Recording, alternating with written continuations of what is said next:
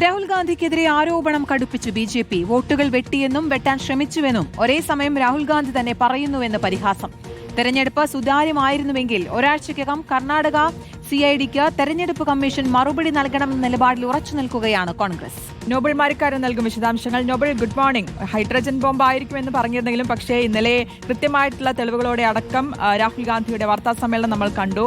ഇത് തെരഞ്ഞെടുപ്പ് കമ്മീഷനെതിരെയുള്ളൊരു ആരോപണമായിരുന്നെങ്കിലും കൃത്യമായി കൊണ്ടത് ബി.ജെ.പിയിൽ തന്നെയാണ്. അതിന്റെ പ്രതിരോധങ്ങൾ ഇന്നലെ മുതൽ തന്നെ തുടങ്ങിയിരുന്നു. ഇപ്പോൾ എങ്ങനെയാണ് ആ പ്രതിരോധ നടപടികൾ അല്ലെങ്കിൽ നീക്കങ്ങളൊക്കെ നടത്തുന്നത് ബി.ജെ.പി?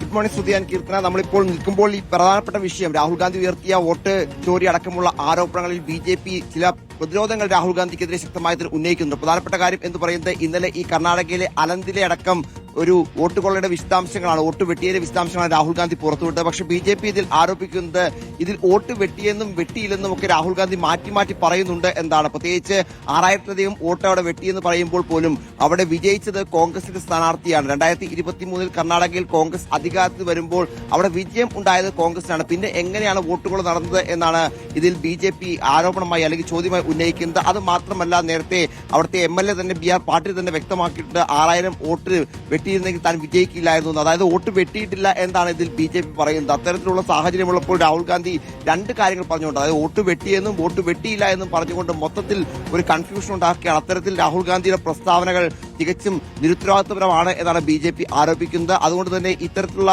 പ്രസ്താവന നടത്തുന്ന രാഹുൽ ഗാന്ധിയെ മുഖവിലയ്ക്ക് എടുക്കേണ്ടതില്ലെന്നും പൊതുജനം അത് കൃത്യമായി തന്നെ വിലയിരുത്തുന്നുണ്ട് എന്നും ഇത്തരത്തിൽ ബി.ജെ.പി. ഇതുമായി ബന്ധപ്പെട്ടുകൊണ്ട് ആരോപണമായി ഉന്നയിക്കുന്നു. അതേസമയം കോൺഗ്രസും ഇന്ത്യ സഖ്യവും ഇപ്പോഴും ഈ വോട്ടുകൊള്ള, പ്രത്യേകിച്ച് അനന്തിലെയും റജൂര അടക്കമുള്ള ഈ മണ്ഡലങ്ങളിലൊക്കെ ഇത്തരത്തിൽ വോട്ടുകൾ കൂട്ടിച്ചേർക്കുകയും വെട്ടുകയും ചെയ്ത ഒരു കേന്ദ്രീകൃത സംവിധാനം ഉപയോഗിച്ചുകൊണ്ടാണ്, അതായത് ഓൺലൈൻ വഴി ഇത്തരത്തിൽ വോട്ടുകൾ ചേർക്കുകയാണ് ചെയ്തത്, വെട്ടുകയുമാണ് ചെയ്തത് എന്ന ആരോപണത്തിൽ ഉറച്ചു നിൽക്കുന്നു. അത് മാത്രമല്ല, ഇന്ത്യ പാർട്ടികളും കോൺഗ്രസിന്റെ രാഹുൽ ഗാന്ധിയുടെ ഈ ആരോപണത്തിന് പിന്തുണ നൽകിക്കൊണ്ട് രംഗത്ത് വരുന്നത്. വരും ദിവസങ്ങളിൽ വലിയ പ്രക്ഷോഭം ഇതുമായി ബന്ധപ്പെട്ട് ആരംഭിക്കണം എന്ന നിലപാടാണ് പല ഇന്ത്യ സഖ്യത്തിലെ പാർട്ടികൾക്കും ഉള്ളത് എന്നും പ്രധാനപ്പെട്ടതാണ്. അതുകൊണ്ട് തന്നെ ഇരു പാർട്ടികളും, പ്രത്യേകിച്ച് ബി.ജെ.പിയും കോൺഗ്രസും ഇതിൽ വാദപ്രതിവാദങ്ങൾ തുടരും എന്ന് വേണം നമുക്ക് മനസ്സിലാക്കാൻ.